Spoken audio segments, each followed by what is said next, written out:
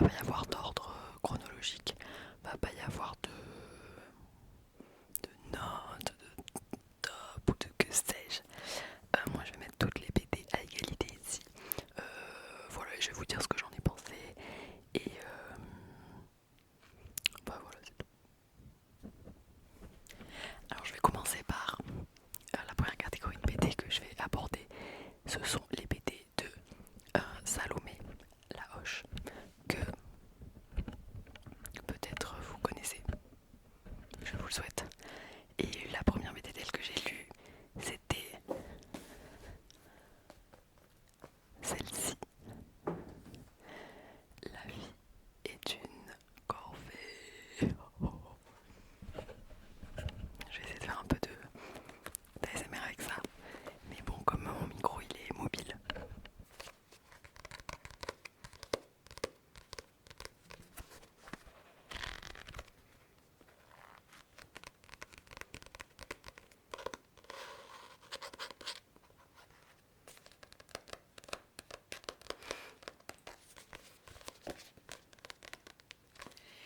Ce qui est marrant, c'est que la couverture, elle est aussi travaillée à l'intérieur.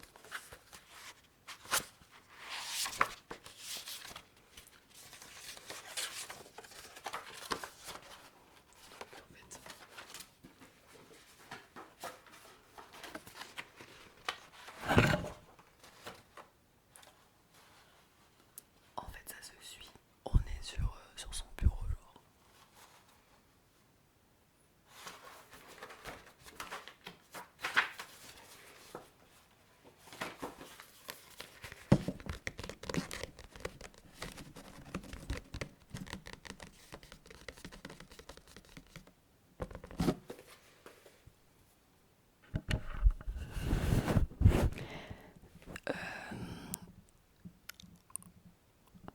Salomé Lahoche, c'est une autrice dont on m'a offert du coup cette BD pour mon anniversaire quand j'étais en master. Donc c'est mes copines de Paris qui me l'ont offert. Gros big up si vous êtes là. Et ça a été une belle découverte. À la base, c'est une artiste qui postait ses BD sur Insta, des strips genre. Donc en fait, toutes les cases de ce livre elles sont carrées. Je vais vous montrer.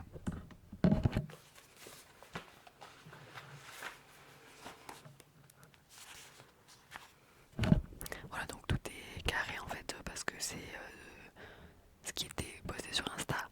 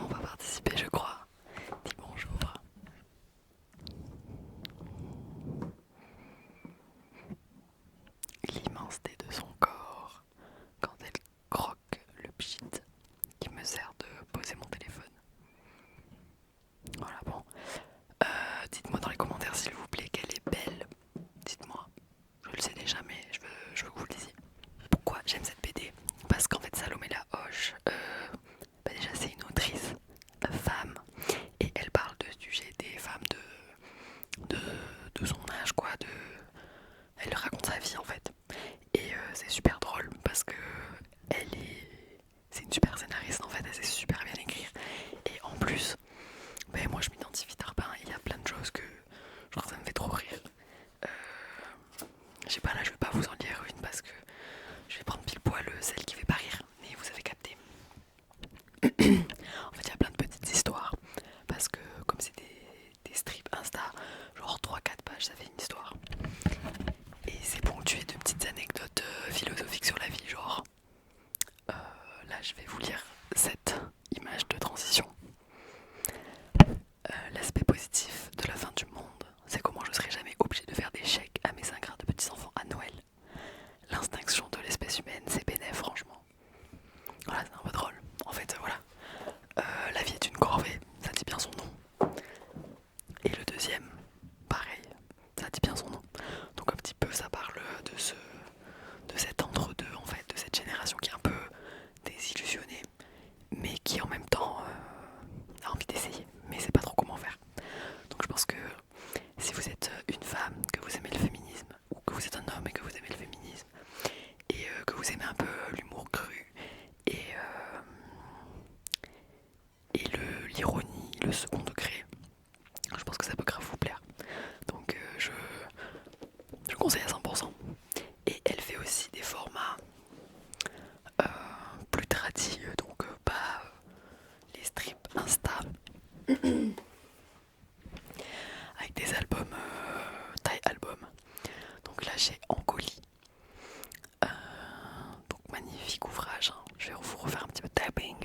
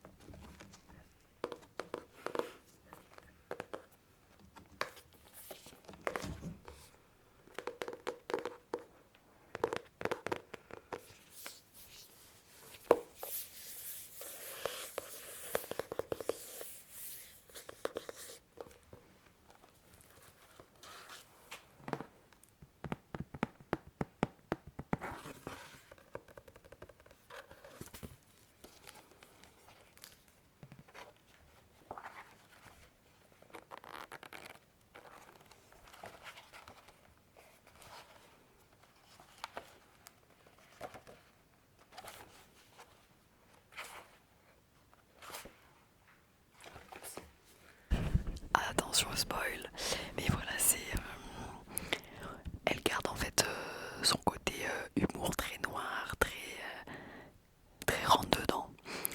Bien entendu, c'est féministe, of course, mais il y a ce côté vraiment onirique.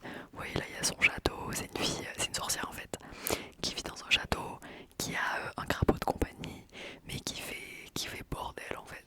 C'est pas du tout une sorcière qui fait le bien. Elle, c'est une sorcière qui, un peu comme le personnage en fait dans La vie est une corvée, qui passe sa vie à boire, se bourrer la gueule, prendre de la drogue et faire n'importe quoi.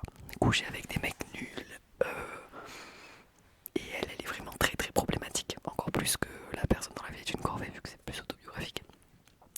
Et en gros, ben, c'est ses aventures, qu'est-ce qui lui arrive.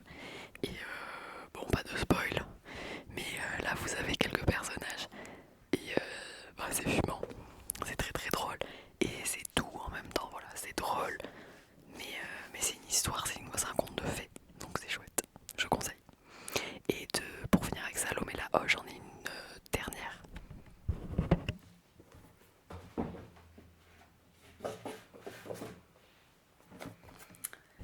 C'est Ernestine.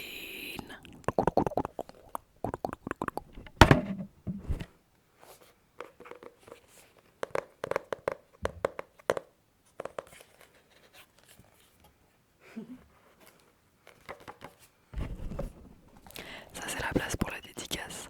Mais pour le moment, elle est pas passée à Marseille. Ou alors un moment où j'étais pas là.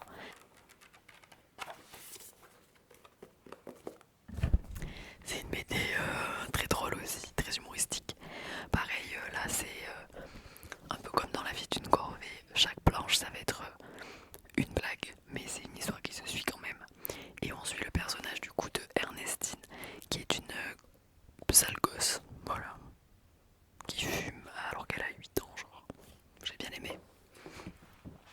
pour revenir avec Salomé Lahoche. Maintenant, je vais passer à une autre autrice. C'est plus, on va dire, un roman graphique en rien, mais parce qu'il est plus gros en fait, cette taille. Et c'est une traduction parce qu'à la base c'est en langue espagnole. Je crois que ça a été en Espagne, mais ça parle en fait de l'Argentine. Je vous montre la cover, donc c'est Rolé Otero qui l'a dessiné et ça s'appelle Naphtaline.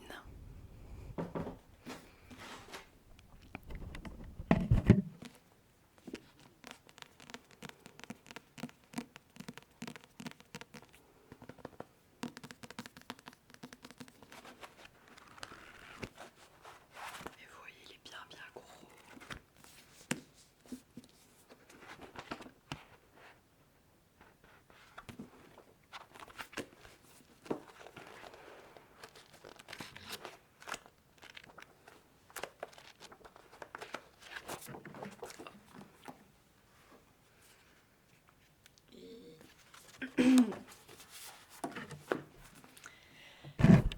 Et donc voilà, celui-là, on me l'a offert. C'était un très bon choix de cadeau.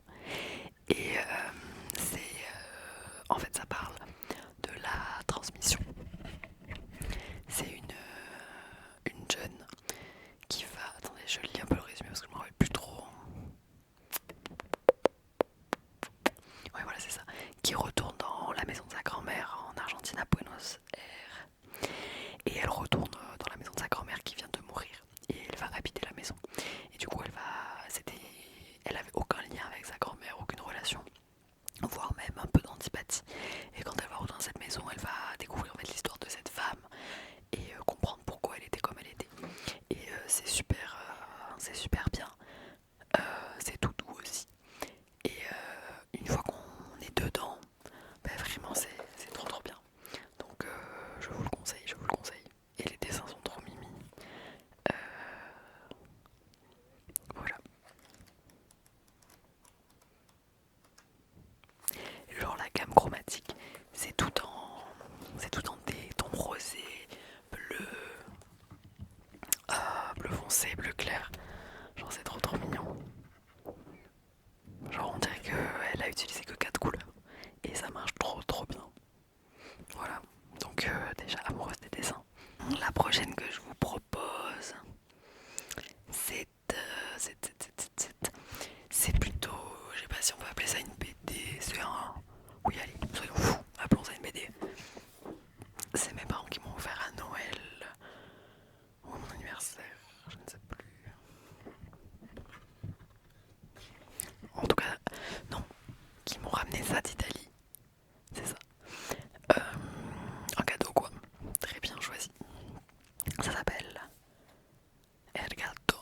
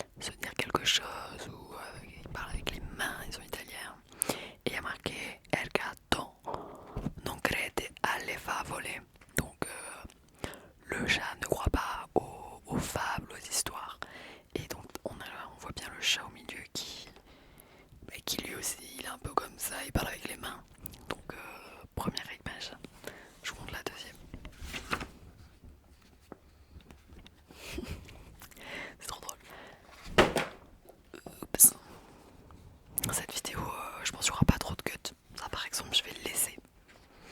Donc on voit un bonhomme qui est dans son lit et qui chiale, genre, une pendule et le chat qui tend la patte. Et ce qui a marqué c'est El gatto non ha messo la sveglia, donc le chat n'a pas mis son réveil, le réveil, et donc le gars il s'est pas réveillé. C'est voilà, la vie des gens avec des chats. Euh, un autre.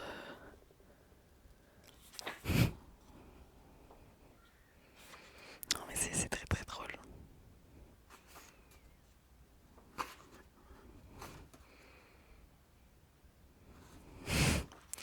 Mais je sais pas, c'est plein de trucs comme ça random. Là j'essaie d'en trouver un qui va être parlant, mais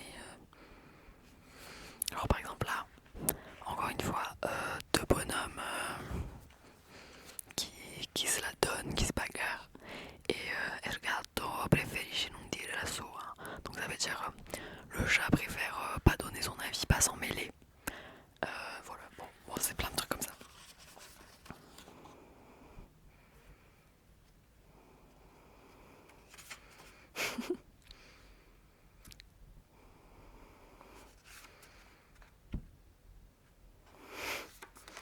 Voilà, bref, plein d'histoires qui arrivent au chat.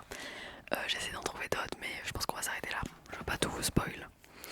Et bref, petit ouvrage bien sympathique, bien sympathique.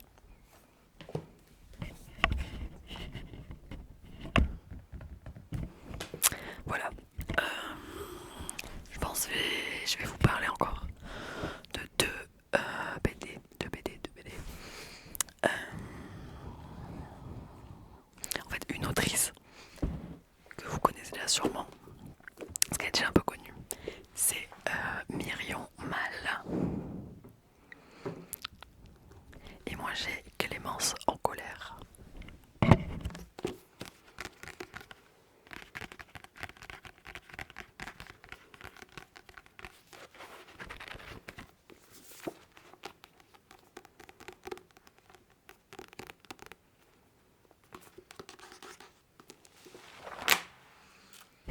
Donc ça c'est un cadeau que je me suis fait à moi-même. On voit bien que Clémence, elle est en colère, elle est toute rouge et elle a une allumette, elle est prête à vous foutre le feu à la gueule, littéralement. Et Myrion Mal, je l'ai découverte chez une copine à moi, Adèle, qui passe par là, dans sa bibliothèque, avec une autre BD que j'avais beaucoup aimée. Et du coup, j'avais décidé de m'acheter celle-là. Et j'ai beaucoup aimé celle-là aussi. Elle est québécoise, Myrion Mal. Donc en plus, il y a plein de tournures de phrases et tout à la québécoise qui sont qui changent, c'est rigolo. Enfin, c'est pas drôle, mais juste ça change de la façon dont on a l'habitude de lire, parce que c'est pas la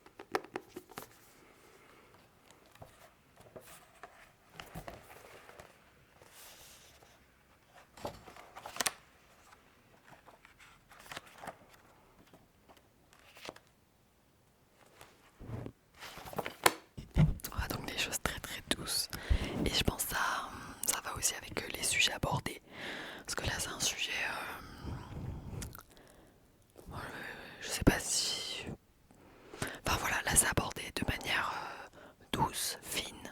Ça parle du deuil, en gros. Et là, Marion en colère, c'est ça. Clémence en colère, pardon. Justement, il y a un côté un peu dur, un peu. Il y a de la colère, quoi. Donc les traits, ils sont aussi un peu plus marqués, quoi. Je sais pas si c'est un lien, ça c'est mon analyse. Et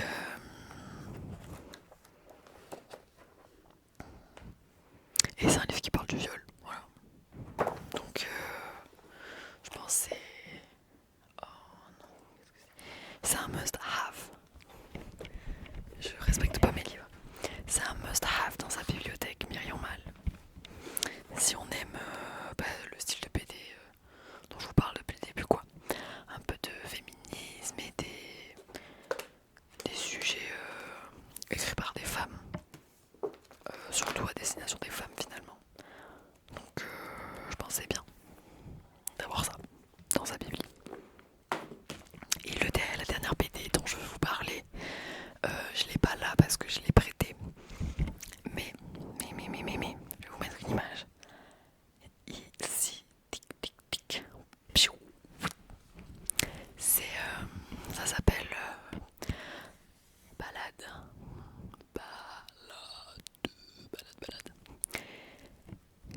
Et donc comme je peux pas de vous faire du taping dessus, je vais vous taper là.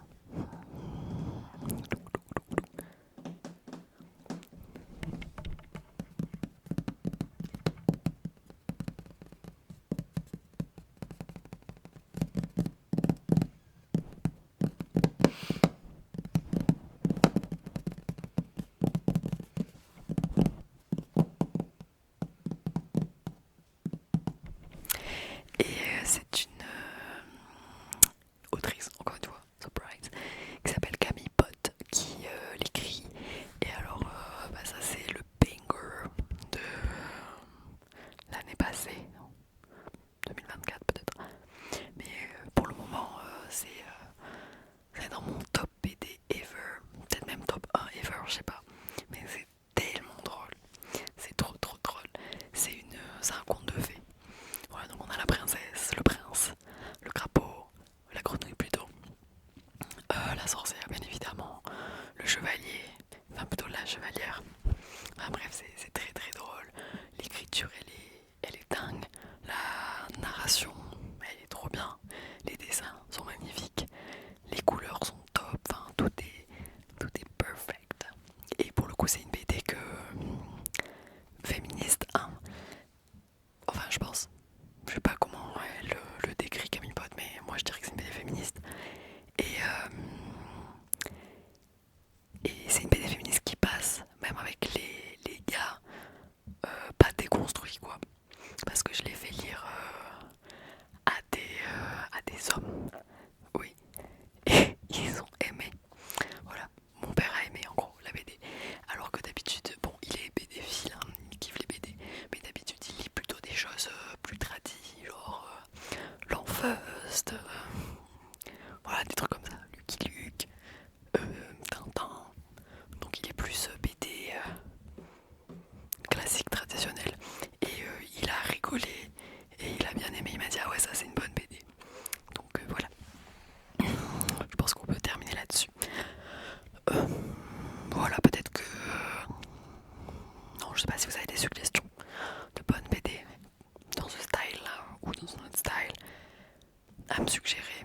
Mettez-le en commentaire. Mettez-le en commentaire. Et voilà, bah, mettez tout ce que vous voulez en commentaire de toute façon. Et j'espère que la vidéo viendra jusqu'à vous.